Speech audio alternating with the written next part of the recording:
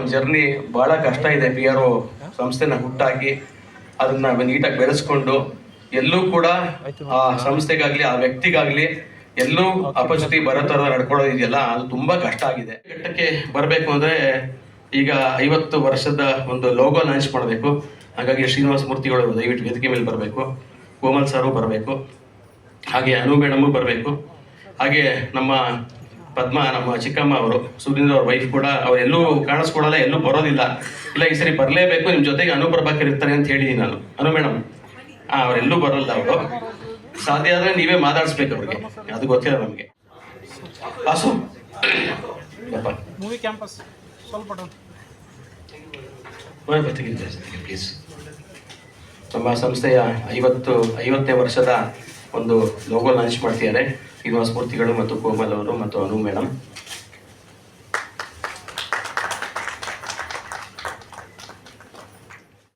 ವಿಶೇಷವಾಗಿ ನಾನು ಫಸ್ಟು ಸುಧೀಂದ್ರ ಸಾರಿಂದ ಶುರು ಮಾಡಿ ಶ್ರೀನಿವಾಸ ಮೂರ್ತಿ ಸಾರಿಗೆ ಬರೋಣ ಅಂದ್ಕೊಂಡೆ. ಬಟ್ ಶ್ರೀನಿವಾಸ ಮೂರ್ತಿ ಸಾರಿಂದ ಶುರು ಮಾಡಿ ಆಮೇಲೆ ಅಲ್ಲಿಗೆ ಬರ್ತೀನಿ. ನಾನು 5ನೇ ಕ್ಲಾಸಲ್ಲಿ ಇರಬೇಕಾದ್ರೆ ನಮ್ಮ ಅಣ್ಣ ಸಾರ್ ಮನೆಗೆ ಕರ್ಕೊಂಡು ಹೋಗಿದ್ದೆ, ಸಂಪಂಗಿ ರಾಮನಗರದಲ್ಲಿ. ಅವ್ರು ಬಂದಾಗ ಅವರು ಇವನು ಸಿನಿಮಾ ಕರ್ಕೊಂಬಂದ್ಬಿಡ್ತೀಯ ಅಂತ ಅಂದಿದ್ರು. ಅದು ಯಾವ ಬಾಯಲ್ಲಿ ಅಂದ್ರೋ ಏನೋ ಗೊತ್ತಿಲ್ಲ. ಅದಾದಮೇಲೆ ನಾನು ಸಿನಿಮಾಗೆ ಬಂದೆ. ಮತ್ತು ನಮ್ಮ 2nd ಕ್ಲಾಸಲ್ಲಿ ಲೆಮನ್ ಆ್ಯಂಡ್ ಸ್ಪೂನ್ ರೇಸ್ ಒಳಗಡೆ ಯಾಮಾರ್ಸಿ ಗೆದ್ದಿದ್ದೆ. ಆವಾಗ ಇವರೇ ಬಂದು ನಮಗೆ ಅವಾರ್ಡು ಕೊಟ್ಟರು. ಅವತ್ತಿಂದ ಇವತ್ತವರೆಗೂ ಶ್ರೀನಿವಾಸ ಮೂರ್ತಿ ಅಣ್ಣ ನನಗೆ ಒಂದು ತಂದೆ ಸ್ವರೂಪ. ಅವ್ರ ನವೀನ್ ಥರ ಹೇಗ ನಾನು ಅದೇ ಥರ ಅವ್ರನ್ನ ಕಾಲದಿಂದ ನೋಡ್ಕೊಂಬಂದಿದ್ದೀನಿ, ಜೊತೆಲಿ ಬೆಳೆದಿದ್ದೀನಿ. ನನ್ನ ಕಷ್ಟ ಕಾಲದಲ್ಲಿ ಎಲ್ಲ ಕಡೆನೂ ಅವ್ರು ನನಗೆ ಸಹಾಯ ಮಾಡಿದ್ದಾರೆ. ಒಂದು ಮೂವಿ ಮಾಡೋದಕ್ಕೂ ಅವರೇ ಪ್ರೋತ್ಸಾಹ ಕೊಟ್ಟು ನನಗೆ ಮಾಡಿದ್ದು. ಇನ್ನು ನೆಕ್ಸ್ಟು ನಮ್ಮ ಅನುಪ್ರಭಾಕರ್ ಮುಖರ್ಜಿಯವರು. ಅವ್ರು ನೋಡಿದ್ರೆ ಎಲ್ಲರಿಗೂ ಅಲರ್ಜಿ, ಯಾಕಂದರೆ ಅವರೆಲ್ಲ ಅಷ್ಟೊಂದು ಎನರ್ಜಿ ಇದೆ. ಅದು ಅವ್ರು ರಘು ಮುಖರ್ಜಿಯಿಂದ ಬಂತ ಇಲ್ಲ, ಅವ್ರ ಸ್ವಂತ ಪರ್ಸ್ನಲ್ ಎನರ್ಜಿನ ಗೊತ್ತಿಲ್ಲ.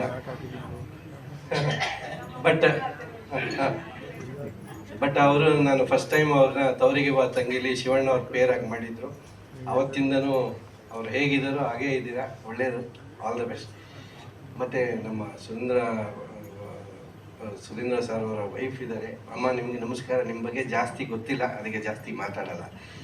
ನಾನು ಸುರೇಂದ್ರ ಸರ್ ಬಗ್ಗೆ ಹೇಳಬೇಕು ಅಂತಂದರೆ, ಇವತ್ತೇನಾದರೂ ಒಂದು ಚಿಕ್ಕದು ಮೋಷನ್ಲೆಸ್ ಕಾಮಿಡಿ ಮಾಡಬೇಕು ಅಂದರೆ ಅದಕ್ಕೆ ಅವರೇ ಮೂಲ ಕಾರಣ. ಯಾಕಂದರೆ ಅವ್ರು ಮಾತಾಡ್ತಾ ಇದ್ದಿದ್ದಂಥ ವಿಧಾನ ಹೆಂಗೆ ಅಂದರೆ, ಅವರು ಬರೀ ಲಿಪ್ ಮೂಮೆಂಟ್ ಮಾತ್ರ ಆಡ್ತಾಯಿತ್ತು, ಅದರಲ್ಲಿ ಭಯಂಕರ ಕಾಮಿಡಿ ಪಂಚಸ್ ಹಾಕ್ಬಿಡೋರು.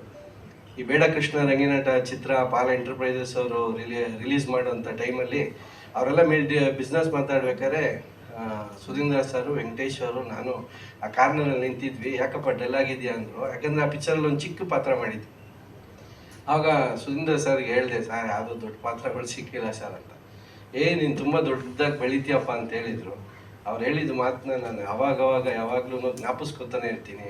ಅವ್ರು ಹಾಕಿರೋಂಥ ಸಂಸ್ಥೆ ಇವತ್ತು 50 ವರ್ಷ ಆಗಿದೆ. ಆದರೆ ಅದೊಂದು ಇವತ್ತಿನ ಒಂದು ಸಂಸ್ಥೆಗೆ ಒಂದು ಬೇಸ್ಮೆಂಟ್ ಹಾಕಿರೋದೇ ಒಂದು ಜಾಯಿಂಟ್ ಫ್ಯಾಮಿಲಿ ಅನ್ನೋ ಒಂದು ಆ ಕಲ್ಚರ್ನ ಇಲ್ಲಿ ತೊಗೊಂಬಂದಿದ್ದಾರೆ. ಯಾಕಂದರೆ ಇವತ್ತು ಎಲ್ಲ ನ್ಯೂಕ್ಲಿಯರ್ ಫ್ಯಾಮಿಲಿ ಇದೆ. ಬಟ್ ಇವರು ಹಾಕಿರೋಂಥ ಸಂಸ್ಥೆ ಇವತ್ತು 50 ವರ್ಷ ಆದರೂ ಅವ್ರು ನಮ್ಮ ಜೊತೆ ಇಲ್ಲ ಅಂದ್ರೂ ಅವರ ಸ್ವಂತ ಅಣ್ಣ ಅವ್ರ ಮಗ ಆಗಿರೋಂಥ ನಮ್ಮ ವೆಂಕಟೇಶ್ ಅವರು ಅದನ್ನು ನಡ್ಕೊಂಬಂದಿದ್ದಾರೆ. ಇವ್ರ ಬಾಂಧವ್ಯ ಪಾರ್ಥಿಬನ್ ಪಿಕ್ಚರ್ ಒಂದು ಮೂವಿ ಬಂದಿತ್ತು, ಅದರೊಳಗೆ ಚಿಕ್ಕಪ್ಪ ಮತ್ತು ಅಣ್ಣನ ಮಗನ ಒಂದು ಲವ್ನ ನಾನು ಸಿನಿಮಾಲಿ ನೋಡಿದೆ. ಬಟ್ ನಿಜವಾದ ಜೀವನದಲ್ಲಿ ನೋಡಿದ್ದು ಇವರಲ್ಲೇನೆ. ಇವರೊಬ್ಬರೇ ಹೋಗೋದಲ್ಲದೆ ಅವ್ರ ಮಕ್ಕಳನ್ನ ಅವ್ರ ಜೊತೆಗಳ್ಗೆ ಹಾಕ್ಕೊಂಡು, ಅವ್ರು ಸ್ವಲ್ಪ ಸ್ಲೋ ಆಗಿದ್ರು ಅವ್ರನ್ನ ಬಿಡ್ದಂಗೆ ಎಳ್ಕೊಂಡು ಇವ್ರು ಸ್ಪೀಡಿಗೆ ಕರ್ಕೊಂಡು ಬಂದು ಇವತ್ತು 50 ವರ್ಷ ಸಂಸ್ಥೆ ಆಗೋವಂಥ ಒಂದು ಮಟ್ಟಕ್ಕೆ ಕರ್ಕೊಂಡ್ಬಂದಿದ್ದಾರೆ. ದೇವರು ನಿಮ್ಮ ಮುಂದಿನ ತಲೆಮಾರಿಂದ 100 ವರ್ಷನೂ ಆಗಲಿ ಅಂತ ಹೇಳ್ತಾ ನನಗೆ ಇಲ್ಲಿ ಬರೋಕ್ಕೆ ಮಾತಾಡೋಕ್ಕೆ ಅವಕಾಶ ಕೊಟ್ಟಿದ್ದೀನಿ. ಎಲ್ಲರಿಗೂ ಥ್ಯಾಂಕ್ ಯು. ರಥಸಪ್ತಮಿ ಹಬ್ಬದ ಶುಭಾಶಯಗಳು.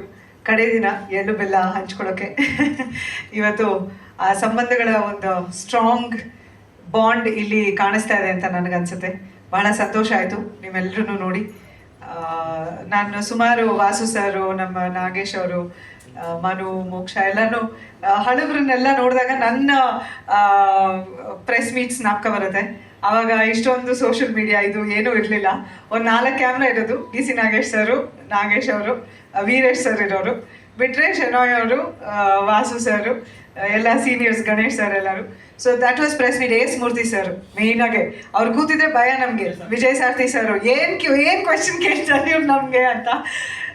ಸೊ ಅವ್ರನ್ನೆಲ್ಲ ನೋಡುವಾಗ ಒಂದು ನೆನಪುಗಳು ಬರುತ್ತೆ ಮನಸ್ಸಲ್ಲಿ, ಖುಷಿ ಆಗುತ್ತೆ, ಮನಸ್ಸಿಗೆ ಒಂಥರ ಸಂತೋಷ ಆಗುತ್ತೆ. ಸೊ ಥ್ಯಾಂಕ್ ಯು ವೆಂಕಟೇಶ್ ಅವ್ರಿಗೆ ಇವತ್ತಿನ ಕಾರ್ಯಕ್ರಮಕ್ಕೆ ನನಗೆ ಆಹ್ವಾನ ನೀಡೋದಕ್ಕೆ. ಶನಾಗ್ ಸರ್ ಹೇಳಿದರು ಈ ಥರ ವೆಂಕಟೇಶ್ ಅವರು ಪ್ರೋಗ್ರಾಮ್ ಮಾಡ್ತಿದ್ದಾರೆ ಬನ್ನಿ ಅಂತ. ನನಗೆ ನಾಪ್ಕ ಇರೋ ಹಾಗೆ ಪ್ರಾಬ್ಲಿ ನಾನು ಹೃದಯ ಸ್ಟಾರ್ಟ್ ಮಾಡಿದಾಗ ಅಥವಾ ಚೈಲ್ಡ್ ಆರ್ಟಿಸ್ಟ್ ಆದಾಗಿಂದನೂ ಸುದೀನ ಸರ್ ಅವರ ಪರಿಚಯ, ಅವರ ಮುಖ, ಅವರ ಒಂದು ಕೆಲಸ ಎಲ್ಲವನ್ನೂ ನಾನು ನೋಡ್ಕೊಂಡು ಬೆಳೆದಂಥವಳು. ಸೊ ಇವತ್ತು ಅವ್ರು ಸ್ಥಾಪಿಸಿದಂಥ ಸಂಸ್ಥೆ 50 ವರ್ಷ ಕಂಪ್ಲೀಟ್ ಆಗ್ತಿದೆ ಅಂದರೆ ಬಹಳ ಹೆಮ್ಮೆ ಆಗುತ್ತೆ, ಖುಷಿ ಆಗುತ್ತೆ. ಅವ್ರು ಹೇಳಿದಾಗೆ ಬಹಳ ನಾವು ಇಂಡಸ್ಟ್ರಿಯಲ್ಲಿ ಇದನ್ನು ನಮ್ಗೆ ಕಾಣೋಕ್ಕೆ ಸಿಗಲ್ಲ ಅನ್ಸುತ್ತೆ. ಇಷ್ಟು ವರ್ಷ ಕೆಲಸ ಆಗ್ತಿರೋದು ಒಂದು ಸಂಸ್ಥೆಯಿಂದ. ಅದನ್ನು ಕೋಮಲ್ ಸರ್ ಹೇಳಿದಾಗೆ ಅವ್ರು ಮುಂದುವರಿಸ್ತಾ ಇದ್ದಾರೆ. ವೆಂಕಟೇಶ್ ಅವರು ಜೊತೆನಲ್ಲಿ ಇರೋರು ಯಾವಾಗಲೂ ಇಬ್ಬರು ಜೊತೆನಲ್ಲೇ ನಾನು ನೋಡ್ತಾ ಇದ್ದೆ. ಆಮೇಲೆ ಆಫ್ಕೋರ್ಸ್ ವಾಟ್ ಹ್ಯಾಪೆಂಡ್, ತುಂಬ ಚಿಕ್ಕ ವಯಸ್ಸಿಗೆ ಸರ್ನ ಕಳ್ಕೊಂಡ್ವಿ. ಬಟ್ ಅವರ ಒಂದು ಲೆಗೆಸಿನ ಅವ್ರು ಹಾಕೊಟ್ಟಂಥ ಒಂದು ಹಾದಿನಲ್ಲಿ ವೆಂಕಟೇಶ್ ಅವ್ರು ನಡೀತಾ ಇರೋದು. ಅವರ ವಾಸು ಇರ್ಬೋದು, ಅವರ ಸುಧೀರ ಸರ್ ಮಗ ಇರ್ಬೋದು, ಅವ್ರನ್ನೆಲ್ಲ ಅವ್ರು ಟ್ರೈನ್ ಮಾಡ್ಕೊಂಡು ಇವಾಗ ಅದೇ ಹಾದಿನಲ್ಲಿ ನಡೆಸ್ತಾ ಇದ್ದಾರೆ. ಅದು ಬಹಳ ಖುಷಿ ಕೊಡುವಂಥ ವಿಷಯ. ಅಮ್ಮನ್ನ ಜಾಸ್ತಿ ಭೇಟಿ ಮಾಡಿರಲಿಲ್ಲ. ಒಂದ್ಸರಿ ಭೇಟಿ ಮಾಡಿದ್ದೆ ಅನ್ಸುತ್ತೆ, 1-2 ಸರಿ ಮನೆಗೆ ಹೋಗಿದ್ದೆ, ಆದರೆ ಮೇಲೆ ಹೋಗಿ ಭೇಟಿ ಮಾಡುವಂಥ ಒಂದು ಅವಕಾಶ ಆಗಿರಲಿಲ್ಲ. ಬಟ್ ಖುಷಿ ಆಯಿತು ಅಮ್ಮ ಅವ್ರನ್ನು ನೋಡಿದ್ದಕ್ಕೆ. ಅವ್ರಿಗೂ ಅವರ ಮಗ, ಸೊಸೆ, ಮಗಳು, ಅಳಿಯ, ಮೊಮ್ಮಕ್ಕಳು ಎಲ್ಲರೂ ಇದ್ದಾರೆ. ಎಲ್ರಿಗೂ ನನ್ನ ಕಡೆಯಿಂದ ಅಭಿನಂದನೆಗಳು. ಹಾಗೆ ದೇವರ ಆಶೀರ್ವಾದ ನಿಮ್ಮ ಫುಲ್ ಫ್ಯಾಮಿಲಿ ಮೇಲೆ ಇರಲಿ ಅಂತ ಕೇಳ್ಕೊತೀನಿ. ವೆಂಕಟೇಶ್ ಅವ್ರ ಫ್ಯಾಮಿಲಿನೂ ಮೀಟ್ ಮಾಡಿದೆ, ಅವ್ರ ವೈಫ್ ಎಲ್ಲನೂ. I am happy. Uncle, JK uncle, ನಾನು ಯಾವಾಗಲೂ ಅಮ್ಮ ಮುಂಚೆಯಿಂದನೂ JK ಅಂತ ಕರಿತಾ ಇದ್ರು. ನನಗೆ ಅದೇ ಅಭ್ಯಾಸ, JK ಅಂಕಲ್. ನಾನು ಯಾವತ್ತೂ ಶ್ರೀನಿವಾಸ್ ಅಂಕಲ್ ಅಂತ ಕರೆದೇ ಇಲ್ಲ ಅವ್ರನ್ನ, JK ಅಂಕಲ್ ಅಂತಲೇ ರೆಫರ್ ಮಾಡೋದು. JK ಅಂಕಲ್ನ ನೋಡಿ ಬಹಳ ಸಂತೋಷ ಆಯಿತು. ಅವರು ಆವಾಗ ಫಂಕ್ಷನ್ಸಲ್ಲಿ ಸಿಕ್ಕಾಗ ಎಲ್ಲ ನೋಡಿದಾಗ ಕೇಳ್ತಾರೆ, ಹೆಂಗಿದೆ ಲೈಫ್, ಹೆಂಗಿದೆ, ಖುಷಿಯಾಗಿದೆಯಾ, ಆರಾಮಾಗಿದೆಯಾ, ಅವ್ರ ಪ್ರಶ್ನೆಗಳದು. ನನ್ನ ತಂದೆ ನೆನಪಾಗುತ್ತೆ ನನಗೆ. ಆ ಕನ್ಸರ್ನ್ ಅವರಲ್ಲಿರೋದು ಫಸ್ಟ್ ಕೇಳೋದೇ ಅದು. ಆಮೇಲೆ ನನ್ನ ಮಗಳ ಬಗ್ಗೆ ಅಥವಾ ಅಮ್ಮನ ಬಗ್ಗೆ ಅಥವಾ ನಮ್ಮ ಯಜಮಾನ್ರ ಬಗ್ಗೆ ಕೇಳ್ತಾರೆ. ಫಸ್ಟ್ ಅವ್ರು ಕೇಳೋದೇ ನನ್ನ ಬಗ್ಗೆ, ಸಂತೋಷವಾಗಿದೆಯಾ, ಹ್ಯಾಪಿಯಾಗಿದೆಯಾ ನೀನೀಗ ಅಂತ. ಸೊ ಅಂಕಲ್ನ ನೋಡಿ ಖುಷಿ ಆಯಿತು. ಆ್ಯಂಡ್ ಕೋಮಲ್ ಅವರು ವಂಡರ್ಫುಲ್ ಆರ್ಟಿಸ್ಟ್. ಅವರು ತವರಿಗೆ ಬಾ ತಂಗಿ ಬಗ್ಗೆ ಹೇಳಿದ್ರು. ನನಗೆ ತುಂಬ ನೆನಪಿರೋದು ಅಂದರೆ ಶಾಂತಿ ನಿವಾಸ. ಅದರಲ್ಲಿ ತುಂಬ ಕಷ್ಟ ಆಗೋದು ಕೋಮಲ್ ಅವ್ರ ಜೊತೆ ಶಾರ್ಟ್ಸ್ ಇದ್ದರೆ. ದೀಪು ಯಾವಾಗಲೂ ಬೈತಾ ಇರೋರು, ಸ್ಟಾಪ್ ಲಾಫಿಂಗ್ ಅಂತ. ಅವ್ರ ಜೊತೆಲಿದ್ರೆ ನಗು ತಡ್ಕೊಳಕ್ಕೆ ಆಗಲ್ಲ ಶಾರ್ಟ್ಸಲ್ಲಿ. I had a wonderful experience working with him as well. So Venkatesh ಅವರ ಒಂದು ಕೃಪೆಯಿಂದ ಇವತ್ತು ಅವರೆಲ್ಲರೂ ಭೇಟಿ ಮಾಡಿ ನಿಮ್ಮೆಲ್ಲರೂ ಭೇಟಿ ಮಾಡೋ ಒಂದು ಅವಕಾಶ ಸಿಕ್ತು. ಈ ಒಂದು ಲೋಗೋ ಲಾಂಚ್ಗೆ ಕರೆದಿದ್ದಕ್ಕೆ ಮತ್ತೊಮ್ಮೆ ಧನ್ಯವಾದಗಳು. ಏಪ್ರಿಲಲ್ಲಿ ನೀವು ಅಂದ್ಕೊಂಡಿರೋ ಕಾರ್ಯಕ್ರಮ ಬಹಳ ಅದ್ಧೂರಿಯಾಗಿ ಅದ್ಭುತವಾಗಿ ನಡೀಲಿ ಅಂತ ನಾನು ಆಶಿಸ್ತೀನಿ.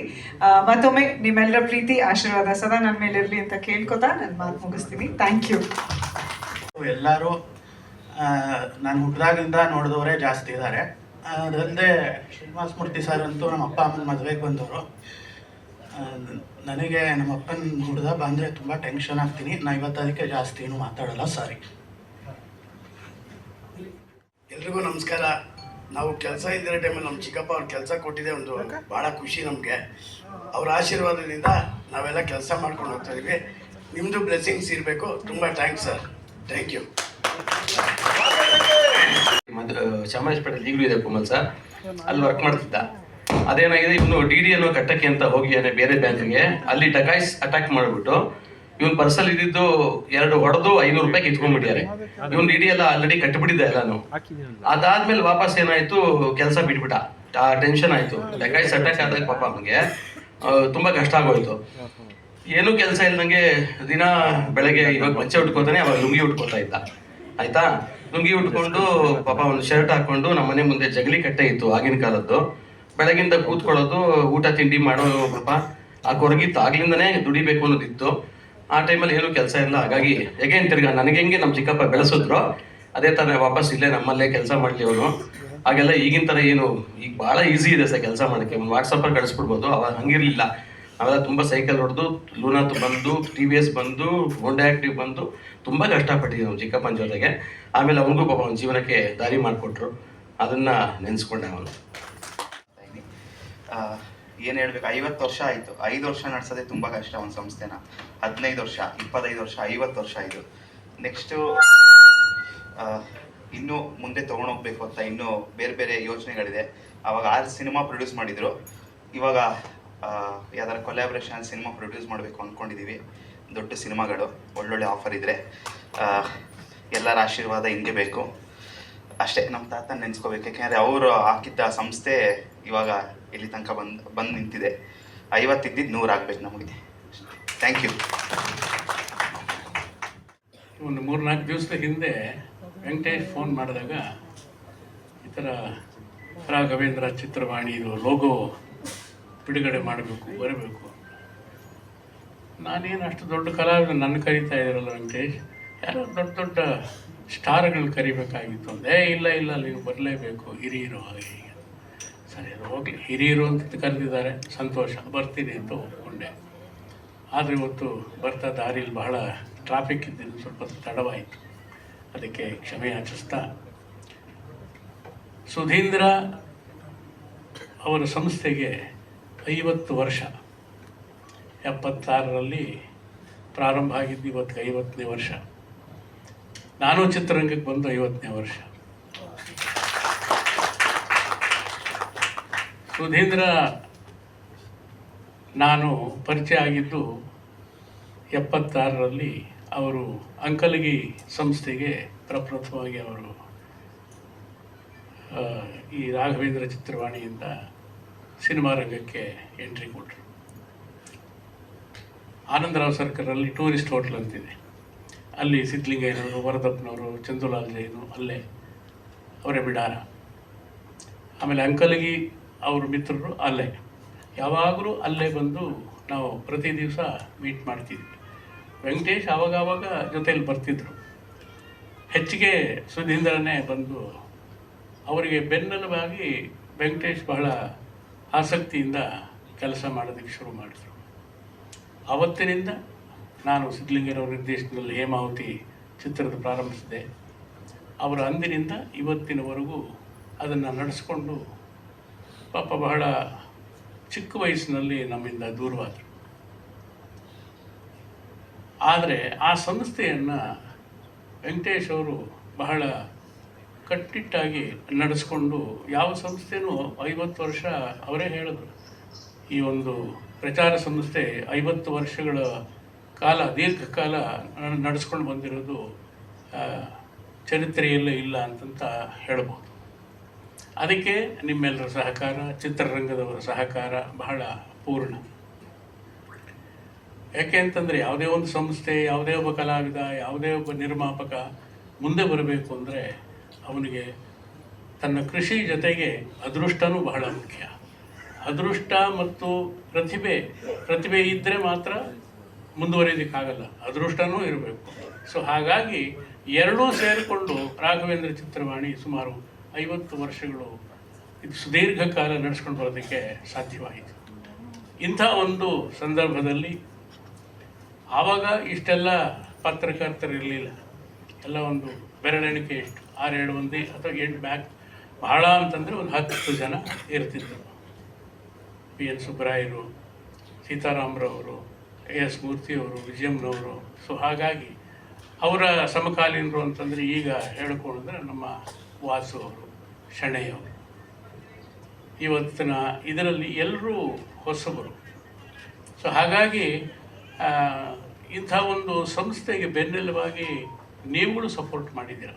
ನಿಮ್ಮ ಒಂದು ಸಹಕಾರ ಇಲ್ಲದ ಹೋಗಿದ್ದಿದ್ರೆ ಇಷ್ಟೊಂದು ದೀರ್ಘಕಾಲ ನಡೆಸ್ಕೊಂಡು ಬರೋದಕ್ಕೆ ಸಾಧ್ಯವಾಗ್ತಾ ಇರಲಿಲ್ಲ.